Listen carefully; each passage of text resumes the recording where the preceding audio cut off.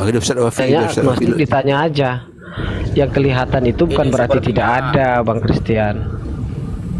Yang kelihatan itu yang tidak kelihatan itu bukan berarti tidak ada. Ketidakadaan itu hanya karena tidak terjangkau oleh matamu, oleh panca inderamu. Contoh, kita tanya, ada otakmu nggak? Ada. Mana? Ada akalmu nggak? Ada. Saya berakal. Mana? Nggak kelihatan tuh akalmu. Nggak, gini, dia bertanya, bisa nggak Allah Subhanahu Wa Taala, Tuhan pencipta alam semesta ini, dijelaskan secara ilmiah? Itu pertanyaannya gitu loh ya. Aduh, ini lagi, telepon melulu, orang lagi live juga, jangan ditelepon dong. Duh, karena menurut pendapat saya, sejauh ini saya belum dijawab. belajar agama Kristen, saya itu agnostik karena tidak bisa dijelaskan secara ilmiah bahwa Tuhan itu benar-benar ada, eksis. Nah, itu kan semuanya kata nabi, kata murid Yesus, kata Yesus, segala macam. Nah, kalau agama Muslim saya kurang paham. Tentu yang menjelaskannya ya pakar-pakar Muslim. Apakah bisa dijelaskan secara ilmiah seperti yang abang bilang tadi, apakah otakmu ada? Nah, itu bisa dijelaskan secara ilmiah bahwa manusia itu punya otak lewat anatomi dan sebagainya. Oke, silakan, terima kasih. Iya. Anda 2 kali bertanya gini, Ustaz Wafi bisa menjawab nggak nih? Kecil kali suaranya. Sebenarnya Ustaz bisa jawab. Kalau saya jawabnya hanya aja ngambang-ngambang aja sih. Gini bang. Kalau sang pencipta itu mau dijelaskan secara ilmiah, itu nggak bisa. Ilmiah itu kan berdasarkan data, fakta, dan bisa dilihat dan bisa dinikmati gitu. Kalau Allah Subhanahu Wa Taala kan nggak bisa kami selisain. Nah, yang bisa diilmiahkan adalah ciptaannya, gitu ya. Yang bisa diilmiahkan adalah ciptaannya, bang. Tapi kalau sang pencipta itu bagaimana mengilmiahkan? Tapi untuk percaya ada itu ya kita lihat ciptaannya, kita lihat daripada kitab yang diturunkan, itu aja sih, sederhana bang. Nah, Anda tidak akan pernah beragama kalau ingin mengilmiahkan siapa sang pencipta itu. Kan kira-kira begitu. Oke, karena saya melihat begini, agama-agama di dunia, mereka melihat keajaiban dunia, melihat keajaiban jantung, bagaimana sistem hormon, melihat segala keajaibannya itu, dan mereka mulai berasumsi bahwa ada yang menciptakan gitu. Tapi mereka tidak bisa membuktikan bahwa Tuhan yang menciptakan alam semesta, jantung, hormon, gen. Nah, tidak ada yang bisa membuktikan bahwa benar-benar itu yang Tuhan yang menciptakan seperti itu. Oke, terima kasih.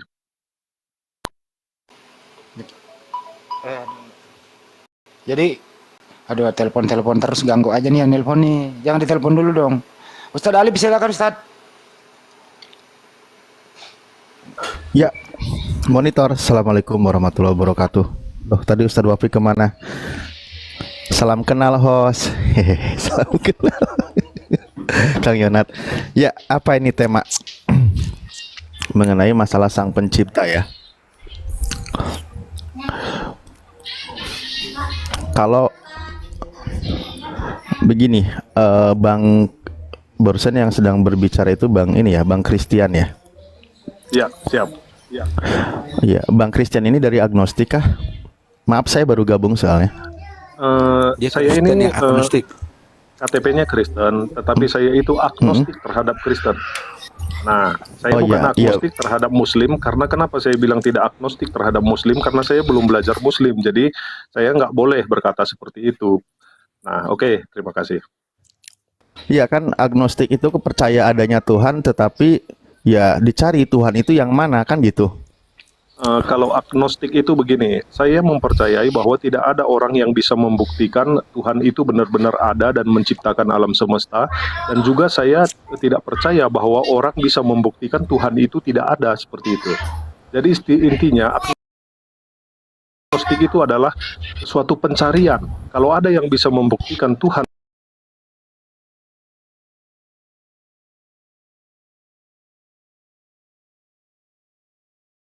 memang begini sih Bang, yang perlu dipahami dulu di dalam konteks keimanan di dalam Islam. Kalau kita berbicara ya dari perspektif Islam, Pertama, di dalam Al-Quran itu contoh ketika membahas tentang Al-Quran, saya membawa di surah kedua ya. Bismillahirrahmanirrahim. Dalikal kitabul la raiba fi hudalil muttaqin. Bahwa Al-Quran itu tidak ada keraguan di dalamnya, menjadi petunjuk bagi orang-orang yang bertakwa. Alladzina yu'minuna bil ghaib, yaitu orang-orang yang beriman, percaya terhadap perkara yang gaib. Nah, di antara yang gaib itu, yang tidak nampak, yang tidak bisa dilihat oleh mata, itu siapa? Ya tentu adalah Sang Pencipta langit dan bumi, Allah Subhanahu wa taala. Nah, Sang Pencipta langit dan bumi ini ada,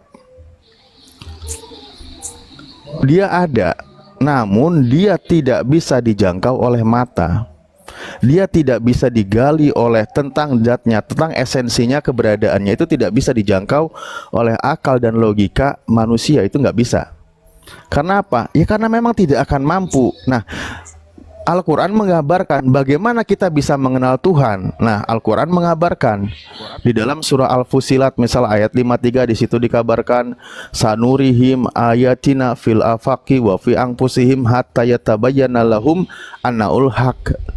Al-ayah ya, bahwa akan kami tampakkan tanda-tanda keberadaan kami di seluruh penjuru bumi dan pada diri mereka sendiri, sehingga jelaslah bahwa Tuhan itu benar adanya. Firman Tuhan itu benar adanya, mengabarkan tentang Tuhan itu ada. Nah, jadi Al-Quran itu menggunakan bagaimana akal manusia bisa mengerti bahwa ada Sang Pencipta manusia yang tidak sama dengan antara Sang Pencipta dengan ciptaannya. Yang Sang Pencipta ini adalah yang maha gaib, yang tidak bisa dijangkau oleh mata, namun bisa menjelaskan tentang keberadaan makhluknya. Di situ dijelaskan fil afaki, di seluruh ufuk bumi dan di dalam diri manusia, yang menceritakan tentang penciptaan manusia, keberadaan manusia. Tentu yang tahu dan yang benar itu adalah Sang Penciptanya. Ketika Anda menciptakan, membuat satu produk, misal apa, tentu Anda tahu produk itu seperti apa detailnya. Nah, begitu juga di dalam Al-Quran dikatakan bahwa Tuhan menceritakan tentang keberadaannya dengan menunjukkan keberadaannya itu, menceritakan bahwa tentang diri manusia itu sendiri. Makanya di dalam Al-Quran dikatakan wa fi anfusikum afala tubsirun, dan dalam diri kalian semua apakah kamu tidak bisa berpikir, tidak bisa melihat, tidak bisa mengerti siapa yang menciptakan. Nah, disinilah Al-Quran menceritakan bagaimana manusia diciptakan. Nah, begitu kurang lebih gambarannya. Nanti detailnya seperti apa dijelaskan di dalam Al-Quran. Nah, gitu Bang. Pertama, Sang Maha Pencipta itu adalah goib. Makanya di dalam Al-Quran dikatakan al-batin, yang maha gaib. Begitu, tidak bisa. Di ayat lain dikatakan la tudrikul absar wa huwa yudrikul absar. Allah itu tidak bisa dijangkau oleh pandangan mata. Allah lah yang menjangkau seluruh pandangan manusia. Nah itu, kalau dituntut bagaimana melihat Tuhan, seperti apa Tuhan, itu nggak akan bisa. Umat Islam tidak akan ke sana. Tetapi ketika dijelaskan tentang bagaimana Tuhan menceritakan keberadaannya dengan ciptaan-ciptaannya, dengan kemahakuasaannya, Al-Quran menjelaskan. Ketika diceritakan oleh Al-Quran bagaimana tentang manusia diciptakan dan seterusnya, orang akan berpikir, oh ternyata benar, informasi ini pasti dari Sang Maha Tahu. Sang Maha Tahu itu memiliki namanya Al-Alim, yang maha berilmu, yang maha mengetahui. Siapa yang maha mengetahui? Hanya satu, yaitu Pencipta langit dan bumi dan Pencipta manusia. Siapa dia? Disebutnya dalam Islam itu Allah Subhanahu wa taala. Begitu Bang pemahamannya. Berarti sumber yang Abang kutip ini dari kitab suci Abang kan gitu ya. Ini kitab suci ini catatan dari mana Bang? Apakah dari Tuhan sendiri langsung kepada manusia? Gimana prosesnya lah ya? Saya kan maaf ya kurang ngerti. Kalau Injil kan dia berdasarkan saksi-saksi, dia dicatat segala macam. Ada murid Yesus, dia mencatat kisah Yesus. Jadi ada beberapa penulis. Nah, penulisannya itu sama, Matius, Markus, Lukas. Nah, ini kan yang saya pelajari ya. Nah, ini kan saya belajar agama Muslim, jadi gimana proses ini kata-kata tercipta, bagaimana penciptaan manusia, bagaimana alam semesta ini tercipta, itu siapa yang ngomong dan kemana diomongkan oleh si pencipta ini gitu Bang. Apakah ini kredibel, bisa dibuktikan, gimana secara ilmiah atau gimana? Silakan. Ya, pertama begini. Tentu ketika membahas tentang agama Islam, keyakinan Islam, lalu ada panduannya yaitu firman dari Sang Maha Kuasa. Disebutnya kalamullah, firman Allah yang menjadi panduan hidup bagi manusia, di mana manusia itu dijelaskan praeksistensinya, dijelaskan keberadaannya ketika dia hendak lahir, dijelaskan dari mana dia diciptakan, itu dijelaskan. Nah, Al-Quran itulah yang menjadi panduannya. Al-Quran itu firman Allah. Makanya di dalam Al-Quran dikatakan Yasin wal Quranil Hakim, dan demi Al-Quran yang penuh hikmah, innaka laminal mursalin, sesungguhnya engkau wahai Muhammad adalah sebagian dari utusan-utusan Allah, ala siratim mustaqim, yang berada di jalan yang lurus, tangzilal azizir rahim, yang dimana Al-Quran itu sebagai wahyu diturunkan dari yang maha gagah dan maha penyayang.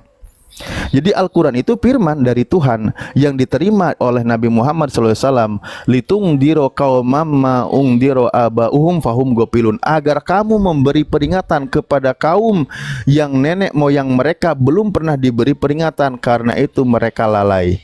Nah, seperti itu. Jadi Al-Quran itu adalah firman dari Allah. Di dalam ayat lain banyak ya, saya tidak akan banyak menyebutkan ayat, bahwa Al-Quran itu firman dari Tuhan Sang Pencipta langit dan bumi, diturunkan kepada seorang nabi yaitu Nabi Muhammad SAW melalui perantaraan malaikat Jibril yang menyampaikannya, diturunkan sesuai dengan waktu, situasi, dan keadaan pada zaman Nabi kami waktu itu, lalu disampaikan kepada mereka sebagai pengajaran, sebagai petunjuk, sebagai hudan, sebagai petunjuk, sebagai orang yang menghidupkan jiwa manusia yang sebelumnya tidak mengenal dengan Tuhan atau dia lupa dengan Tuhan. Nah, itulah tentang firman, tentang kalam Allah, murni firman dari Tuhan Sang Pencipta alam semesta, tidak dicampur satu kata pun perkataan manusia. Makanya di dalam Al-Quran dikatakan qad tamat kalimatu rabbika sidqa wa adla, telah sempurna kalimat dari Tuhanmu dengan penuh kebenaran dan penuh keadilan, la mubadila li kalimatihi wa wasamiul alim, tidak ada yang bisa menggantikan kalimat-kalimat itu. Nah, itu di dalam Al-Quran itu disampaikan begitu. Ini kalau ngomong tentang Al-Quran, Al-Quran itu bukan hasil penelitian Nabi Muhammad, bukan karangan Nabi Muhammad, karena Nabi Muhammad sendiri dikatakan tidak pernah mempelajari tentang keagamaan dan seterusnya. Beliau itu hanya manusia yang mendapat bimbingan dari Tuhan. Makanya Nabi Muhammad ketika menerima bimbingan dari Tuhan, ya udah, dia menyampaikan sesuai dengan apa yang diwahyukan dari Tuhan kepada dia gitu.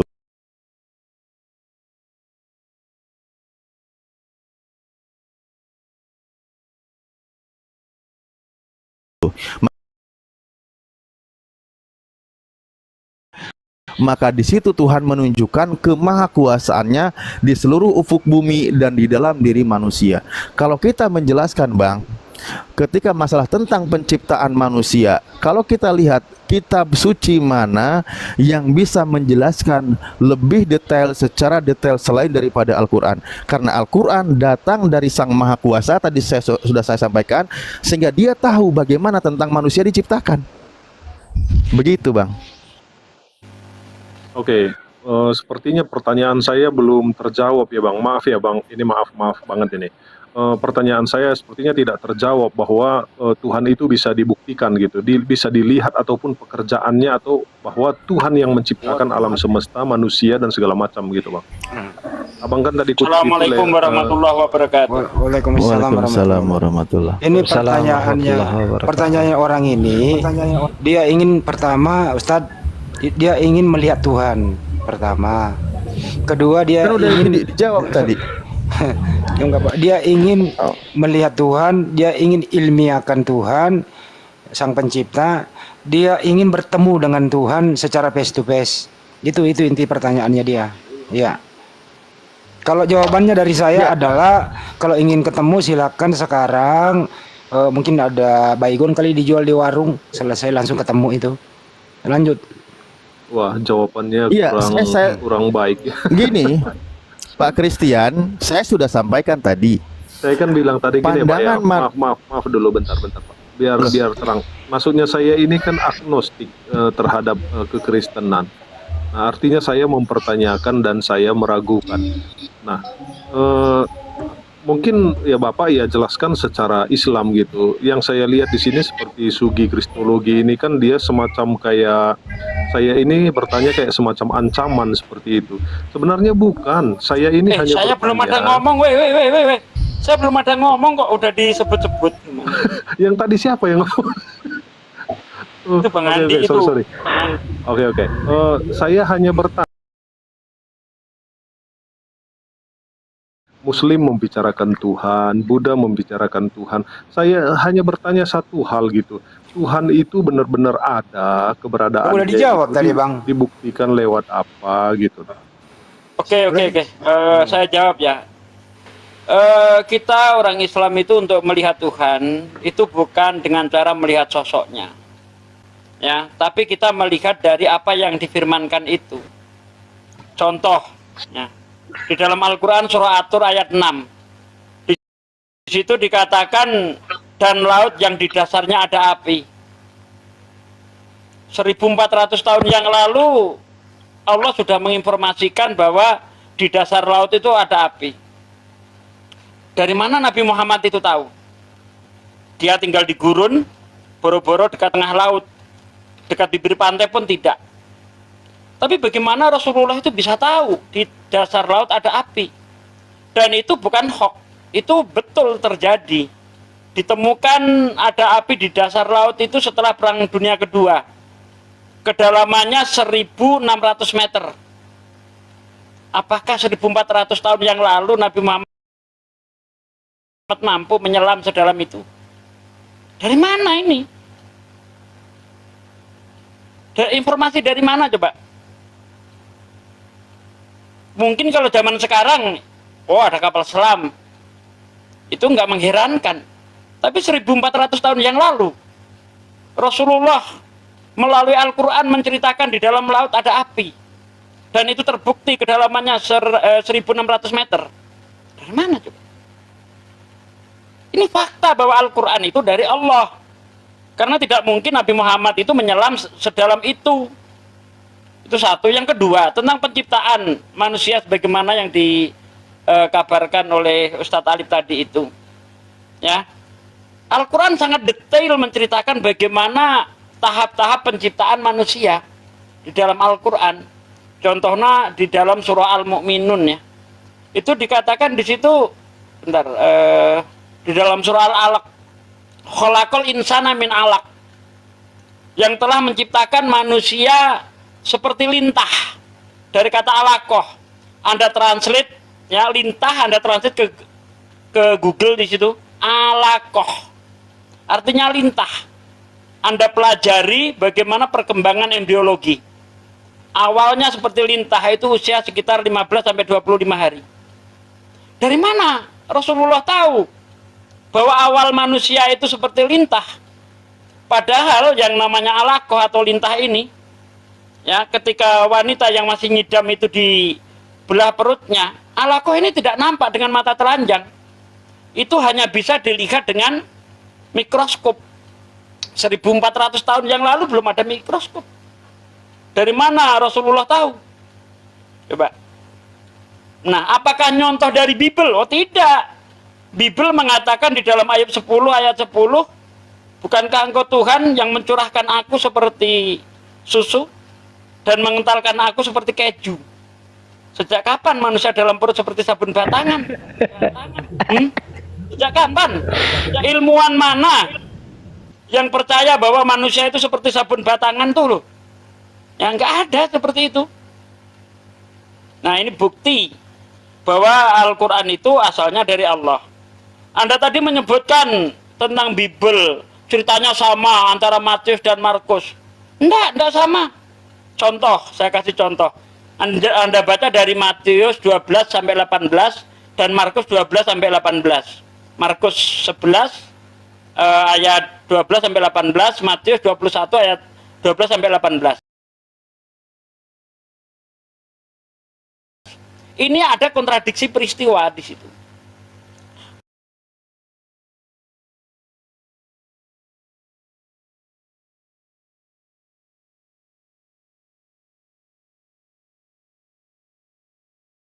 Benar ini. Kalau dua informasi saling bertabrakan, itu tidak bisa dijadikan bukti sebuah kebenaran. Begitu, terima kasih. Oke, kalau Bapak bilang tadi kontradiksi, saya mau bertanya, itu nabi-nabi yang ada di Al-Quran itu sama nggak dengan nabi-nabinya yang orang Yahudi? Musa, Abraham, apa semua tuh? Mengenai nabi-nabi itu orangnya sama, cuma diceritakan dalam versi yang berbeda. Kami di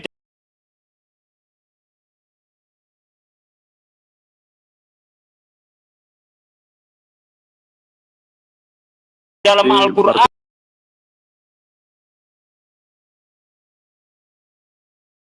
diadu dengan kitab suci. Kalau mau diadu dengan kitab suci seperti yang saya lakukan tadi, ya, hadirkan saksi ketiga, yaitu ilmu pengetahuan. Contoh ketika saya membahas tentang ilmu embriologi, menurut Bible seperti ini, menurut Quran seperti ini, menurut ilmu pengetahuan kamu mengimani itu seperti itu nggak bisa diadu, makanya hadirkan saksi ketiga, begitu loh. Oke, berarti intinya Tuhan itu tidak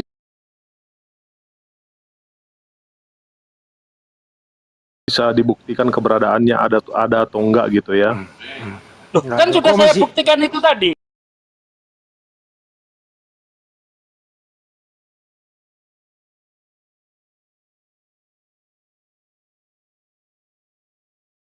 Pendapat sebelum Al-Quran yang mengatakan manusia itu seperti lintah. Ayo buktikan kepada saya. Kalau ada berarti Nabi Muhammad nyontek dari itu. Kalau tidak ada berarti Nabi Muhammad dapat wahyu. Karena tidak mungkin Nabi Muhammad itu bisa bicara tetapi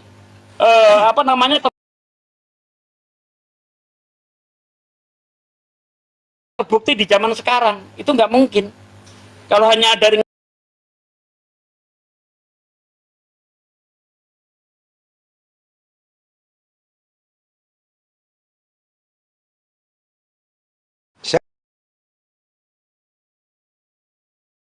Siapa Tuhan Anda? Loh, saya nggak ada bertuhan kemana-mana.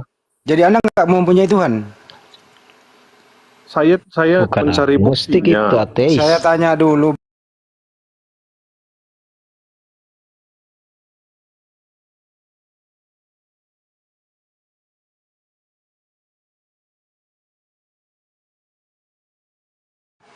Arti Tuhan itu gimana?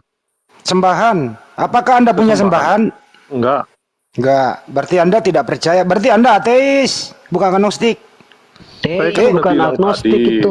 Saya kan Anda udah bilang ateis. tadi. Kita nggak gladi- Ateis saya tidak sendiri. percaya ada Tuhan. Agnostik itu mempertanyakan Tuhan. Sekarang, apakah Anda percaya ada Tuhan? Apakah saya percaya ada Tuhan? Ya, saya nggak percaya. Oh. Apakah Anda berakal, Pak Christian? Minta dong. Kan Anda berakal katanya. Yang Anda dengar kata-kata ini adalah Ya itu saya bukan akal berakal. kata-kata. Saya minta akal Anda tunjukkan. Orang Ketika orang berakal itu dilihat daripada cara dia bicara, kelakuan dan seterusnya. Untuk Pasti bisa membuktikan dibuktikan, ada kan? Tuhan, diam dulu. Untuk membuktikan Tuhan pencipta alam semesta, lihat ciptaannya. Begitu ya. Mudah-mudahan Anda berakal nih sekarang ya. dilihat Lanjut, dari Ustaz. ciptaannya. Udah, selesai. Saya mau tanya, galaksi Bima Sakti ini buktinya Tuhan Nggak yang usah ngasih ciptakan di misalkan. mana? Ngapain lu nanya itu? Lu pernah ke sono? yang udah Anda saya bisa yang sudah jawab. saya sampaikan itu coba dibantah kalau bisa deh. Ada api di dalam laut. Siapa yang pertama kali menemukan? Coba dibantah kalau bisa. Saya kan bertanya, buktikan Tuhan itu Iya, ada kan apa Anda tidak? masih tetap ngotot. Al-Quran 1400 tahun yang lalu menjelaskan di dalam laut, di dasar laut ada api. Ya. Wal bahri majsur. Apa tadi?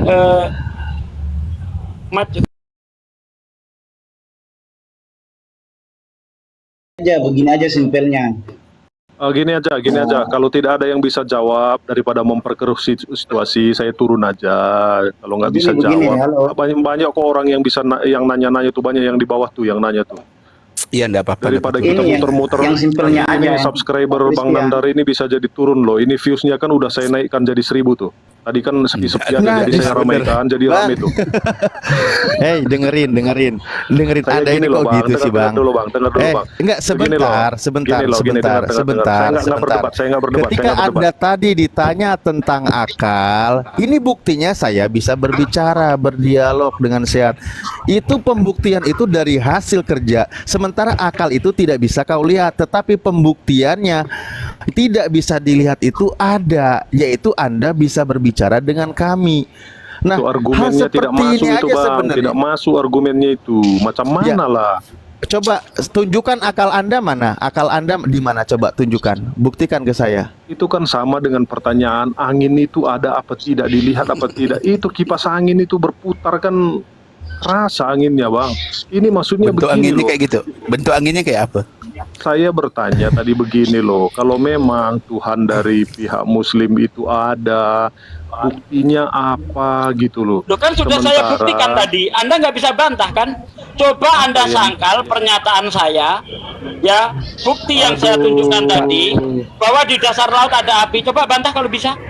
Aduh, Tunjukkan bahwa di dasar Kalau itu laut nggak bukan ada api. perkataan Tuhan, nggak mungkin benar. Nggak mungkin Nabi Muhammad mengetahui itu kalau bukan dari Tuhan. Ramalan. Gini aja bro, Ramalan kalau dari saya. Gini aja bro, udahlah, Anda dari- tadi mengatakan tidak Maafkan. percaya adanya Tuhan. Sedangkan kita hidup di Indonesia ini wajib percaya ada Tuhan. Artinya Anda nggak layak tinggal di Indonesia. Mulai sekarang tinggalkan Indonesia karena Anda tidak mengamini, tidak meyakini dasar negara kita Pancasila, sila pertama. Silakan tinggalkan Indonesia. Oke, Oke. kasih ongkos ke saya mau berangkat ke Palestina. Iya, berapa lu butuh duit? Hah? Berapa butuh? Berapa butuh? Saya butuh kira-kira berapa ya? Berapa ongkos ke sana ya, Bang Nanda? Ya terserah lu ongkos ke berapa, sana, Bang tinggal Nanda? ngomong. Tinggal ngomong Jangan sini ada rekening nomor lu. rekening kau. Dilihat dia punya akal apa tidak. Dari cantum ke perkataannya rekening yang kau, aku kasih sekarang kau. terlihat dia Biar- punya Sini akal rekening atau lu enggak. berapa? Enggak apa-apa. Rekening lu berapa? Saya mau ke sana. Iya, rekening lu berapa?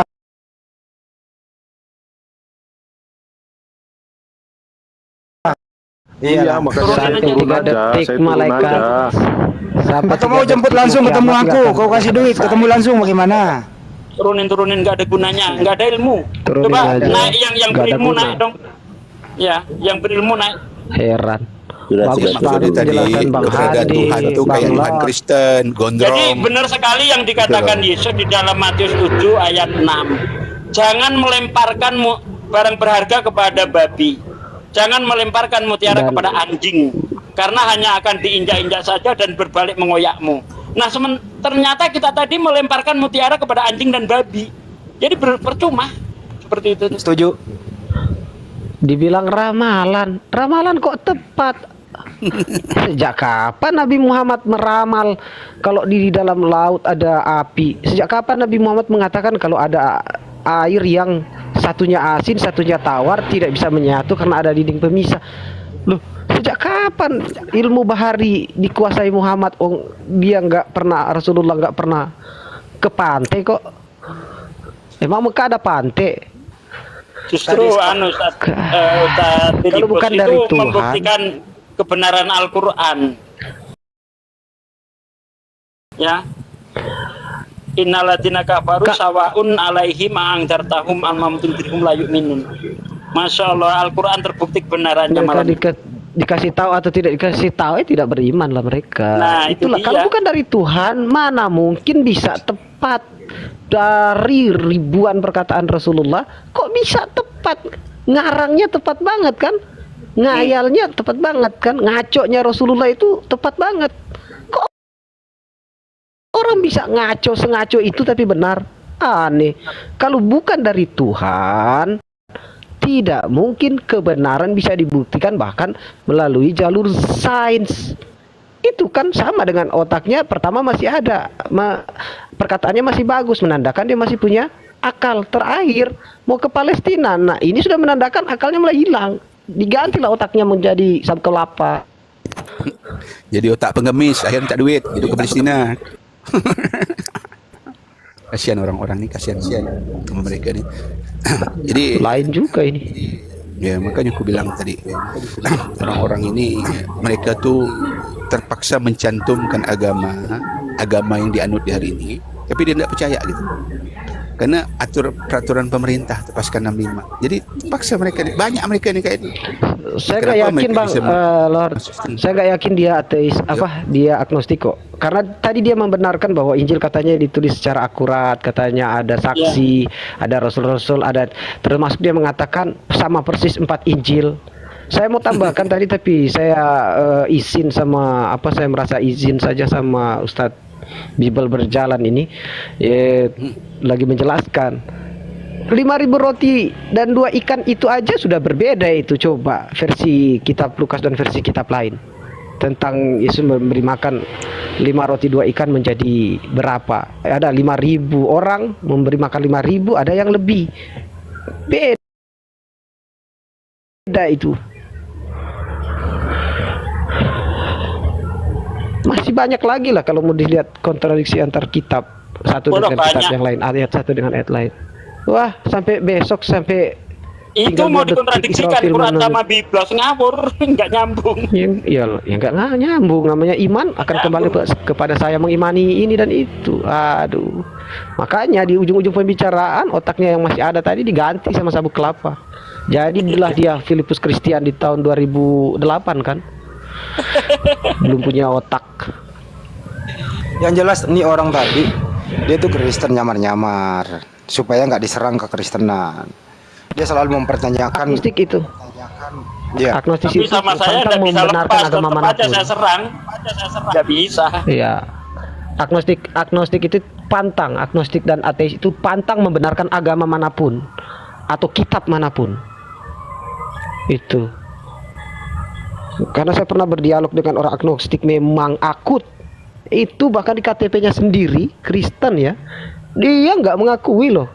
Kalau enggak katanya ayah dan ibu saya seperti itu, gak mungkin saya setuju di KTP-ku ditaruh begitu. Karena dia nggak percaya lagi. Makanya aku bilang tadi orang-orang ini anak cucunya tahun 65 itu gitu.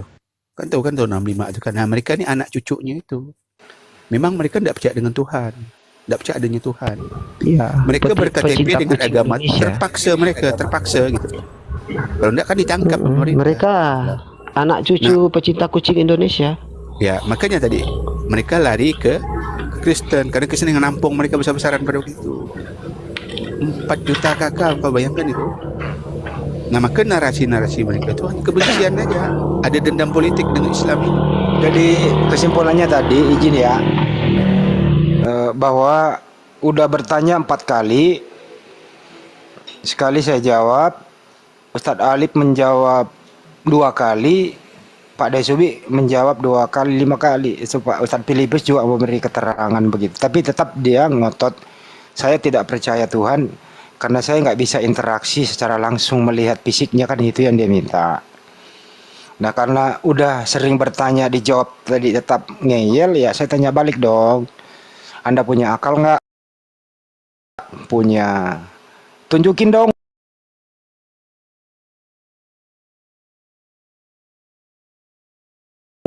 Jawabnya. Tapi ekses dari akal itu baru bisa dilihat. Yang itu kan jawabannya Ustadz tadi. Allah Subhanahu wa Ta'ala nggak bisa dilihat. Tapi kita mau melihat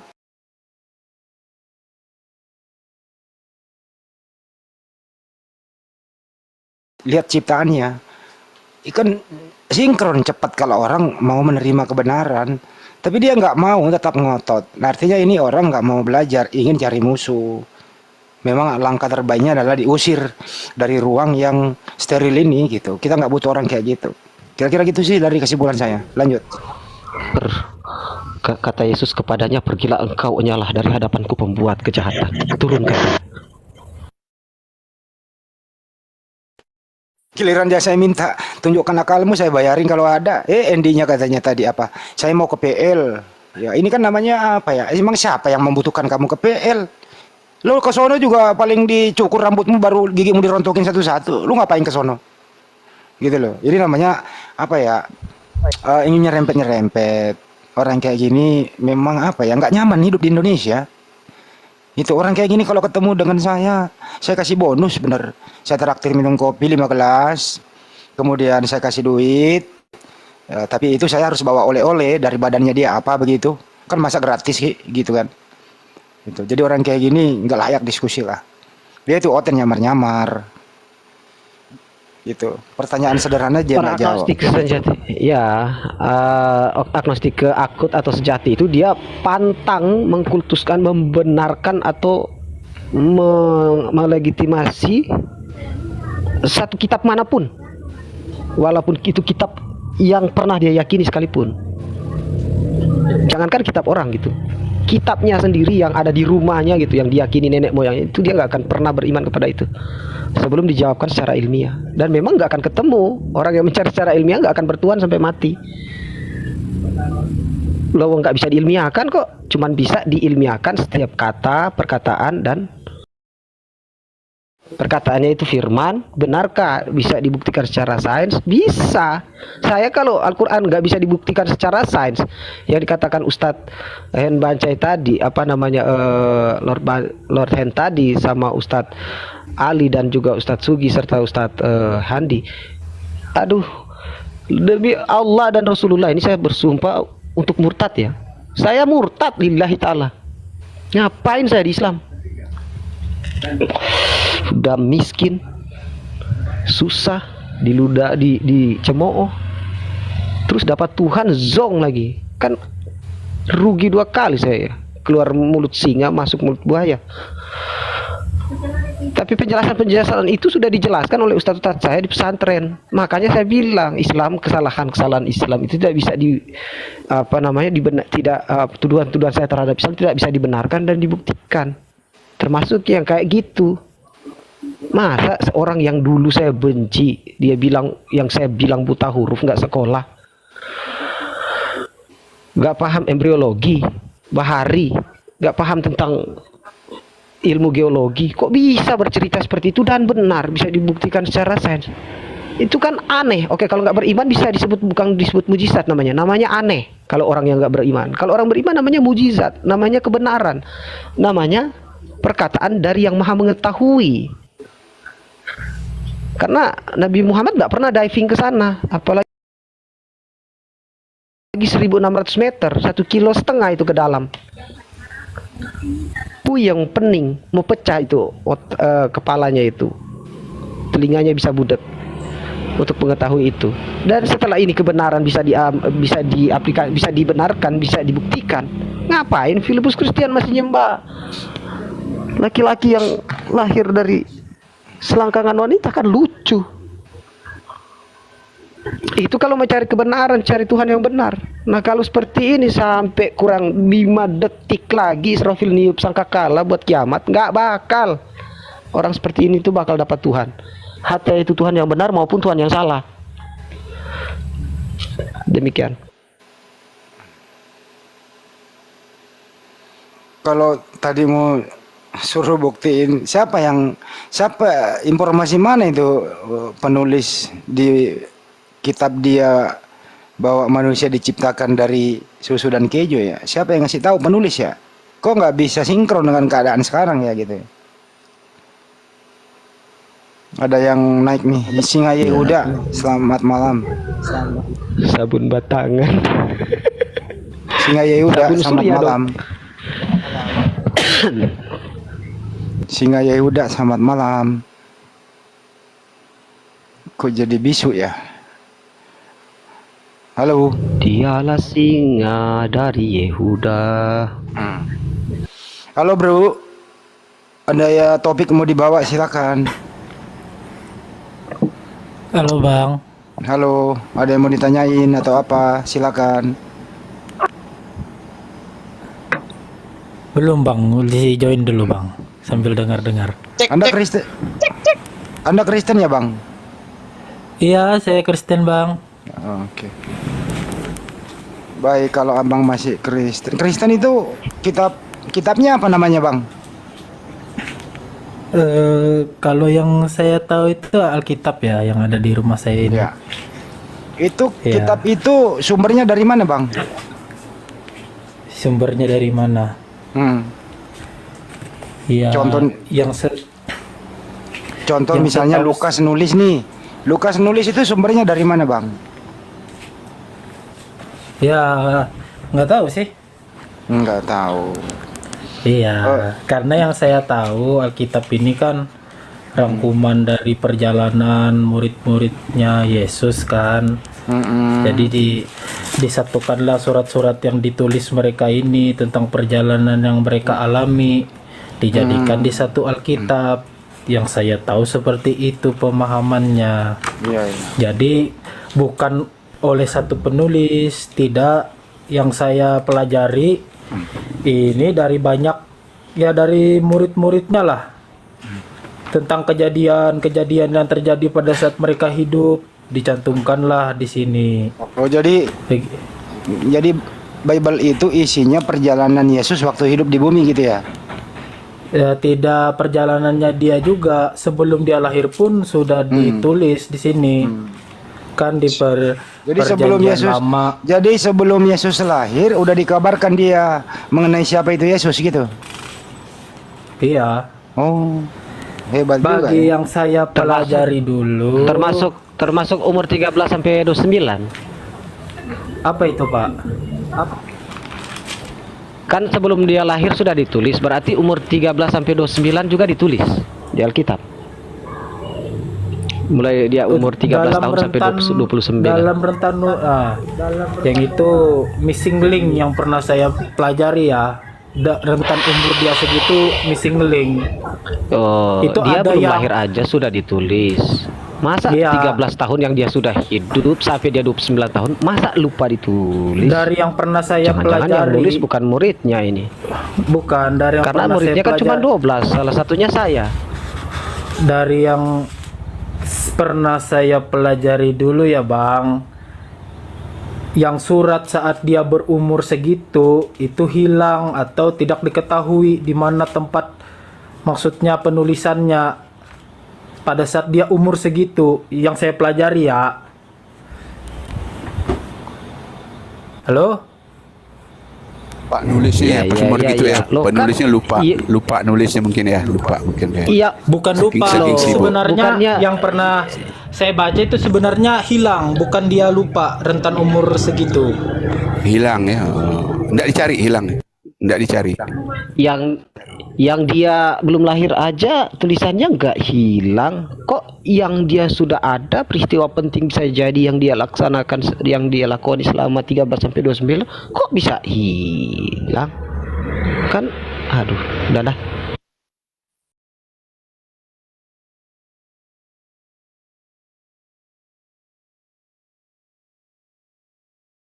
Ya waktu hilang tuh harus kan dicari, minta bantuan Roh Kudus kan gitu kan. Bro. Ini hilang nih, cari kan. Iya, gitu. minta Ya kan bantuan gitu. Allah kau Henbejai, bantu warga Gaza di sana ya, bantu. Ah, inilah gini. Turunin ini. Israel. Turunin Nandar. Nandar turunin ini sih. Wah, Nandar Si- ini. Gak bagus ini, gak bagus rungkat nanti kalau ngomong gitu.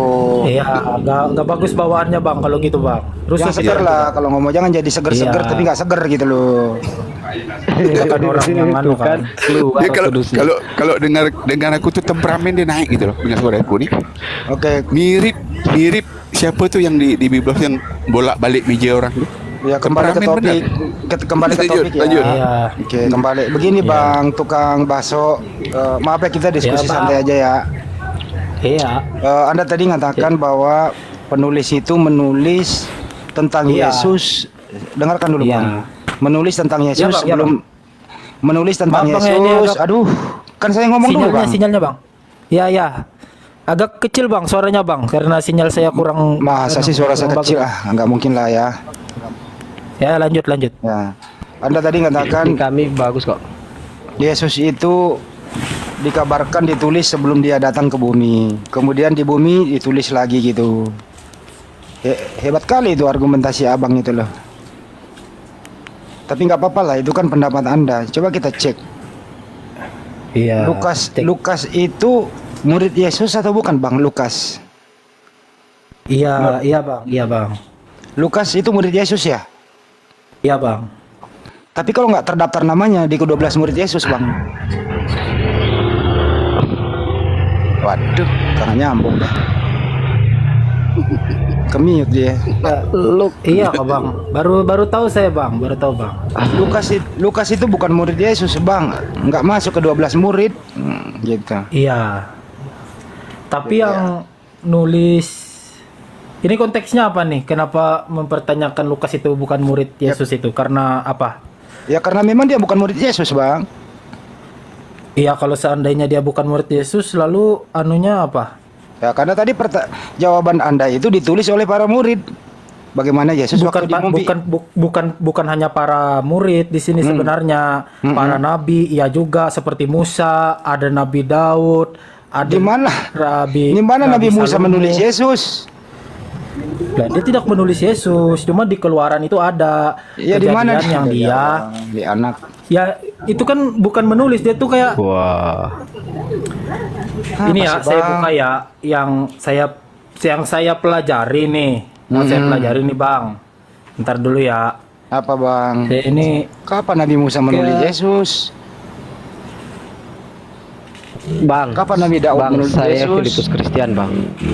ya. Bang, saya Filipus Ya. Kristian, Bang. Lihat fotoku Ya. itu di sekolah Alkitab loh. Iya, Saya di sekolah Alkitab belajar bibliologi, Bang. Lukas itu bukan murid Ya. Yesus. Lukas itu adalah tabib Lukas, murid Paulus. Iya. Terus ya. Oke. Jadi bukan murid Yesus yang menulis Injil 4 itu. Ya kan saya Begitu bilang ya. tadi bukan hanya muridnya, yang saya pelajari juga dulu bukan hanya para murid tapi juga para nabi. Para nabi bukan berarti juga dia muridnya Yesus dong. Kan ada sebelum dan sesudah dia hidup para nabi itu. Ini kan ada Musa Nah, diutus kalau bukan lagi, para murid, Musa berarti kan mengeluarkan ya. Kalau bukan Ya, Bang. para murid berarti bisa miskonteks di situ, bisa misinfo begitu karena bukan murid yang menyaksikan langsung begitu. Jadi tidak kredibel, tidak bisa dipastikan benar sepenuhnya karena bukan saksi yang awal hidup begitu. Iya. Begitu, Bang. Sekolah Bible di mana dulu, Bang? Kalau boleh tahu, Bang. Sekolah Alkitab Merauke saya. Merauke, Papua ya. Ya, Papua. Iya, iya.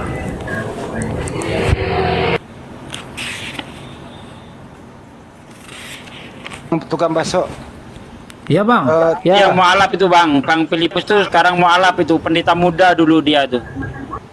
Kalau Ya, Bang. Kenapa, Bang? itu dulu Pak Filipus ini itu ya kalau debat ya akhirnya dia bersyahadat. Dia kalau debat dia nungguin ustadz pulang dari sholat Jumat, dia tungguin. Ini Iya. ada ustadz nih, dengerin dulu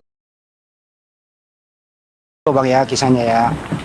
Jadi Iya, ada Bang. Siap. habis pulang bubar Jumatan dia nungguin tuh. Diajak orang debat, kalah. Besok lagi kalah. Dia berjanji antara akhir kali kalau saya kalah nggak bisa jawab, saya akan syahadat. Ya, dia syahadat waktu itu Ya. masih main-main dia syahadat. Dia cari lagi Iya, Bang. kelemahan Islam itu, masuk ke pesantren Pulau Jawa. Lo kok begini? Ternyata nggak ada hal-hal yang aneh. Akhirnya dia bersyahadat beneran gitu ya. Kembali ke topik ya Bang ya, tukang daging. Iya, Bang. Ya. Menurut Anda itu Tuhan pencipta alam semesta ini namanya siapa, Bang? Ya, Tuhan yang saya kenal Tuhan Yesus lah. Jadi Yesus yang menciptakan alam semesta ya, Bang? Iya, dia adalah Alfa dan Omega. Oke. Tuhan Yesus juga yang menciptakan manusia ya, Bang? Iyalah. Yang menciptakan Bunda Maria siapa, Bang? Ya, dia juga lah. Siapa, Bang? Anaknya Bunda Maria siapa, Bang? Ya, Yesus. Kalau konteksnya kayak gitu, ya susah lah. Kalau mau ngajaknya Yesus itu Susah kan? kalau mau konteksnya Yesus itu dilahirkan, ya memang dia dilahirkan sebagai seorang juru selamat. Dia harus turun dalam rupa manusia. Nggak bisa dia langsung Bukan turun pusing, Bang. ke bumi. Dia langsung turun ke bumi dalam bentuk Tuhan.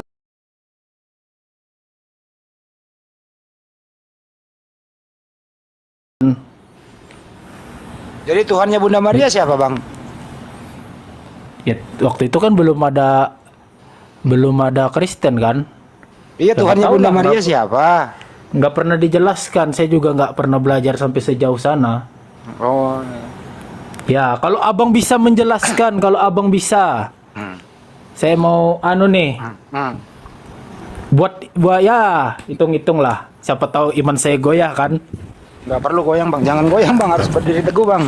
Ntar lu pingsan lagi di sini, Bang. Ya itulah sebenarnya. Kalau kita mau kalah debat goyang, atau jatuh apa, kalau terletak. iman kita bertumbuh kan sebenarnya, ya berarti iman pendeta yang itu tadi kan belum kuat dia. Simpelnya tukang bakso, simpelnya seluruh toko-toko yang ada di Perjanjian Baru di zaman Yesus dari umur 0 tahun dan Iya. dalam perut sampai selesai dia disalib, sampai setelah dia disalib, sampai ke tiang salib ya, bukan selesai. Ya. Tunjukkan satu saja orang-orang yang ditulis dalam Alkitab itu yang hidup sejaman dengan Yesus, yang menyembah Yesus. Saya mau katakan, sampai hari ini bukan saya berarti saya berhenti mencari Tuhan, bukan berarti saya tidak yakin dengan Islam. Tidak, saya sudah Muslim, bahkan sudah mengislamkan puluhan orang gitu loh, termasuk keluarga saya. Tetapi kalau ini ada orang-orang Islam tidak mampu menjelaskan kebenaran Al-Quran dan Islam, saya bisa kembali lagi gitu loh. Tetapi percayalah, Lord Hen Bancai, Hendy Celebes, Ustadz Sugis Kristologi, Ustadz Ali, Nandar, ini sudah ke 1.750 juta orang yang bisa menjelaskannya, Bang. Sehingga saya nggak akan kekurangan orang yang bisa menjelaskan kebenaran Islam dan Al-Quran. Sayang saya Juta sadatnya orang, Bang. tahun 2009. Udah 2 jutaan, Bang. Sudah jutaan yang bisa menjelaskan. Ada datanya Artinya nggak? nggak terhitung, Bang. Artinya nggak terhitung, Bang, orang yang bisa menjelaskan orang seperti ini, orang-orang seperti mereka ini yang bisa menjelaskan kebenaran Al-Quran, termasuk orang yang berdebat, berdialog dengan saya dulu. Begitu. Dan setelah orang-orang menjelaskan seperti ini, kemudian saya menggunakan akal budi, maka tentu saja saya pasrah dan bukan pasrah ya, berserah diri kepada kebenaran dan mengakui bahwa tidak ada jalan kebenaran dan hidup yang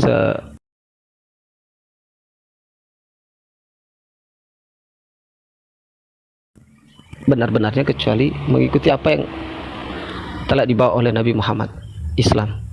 Begitu, Bang. Mungkin itu saya perlu kasih awalan dulu ke Abang. Begitu.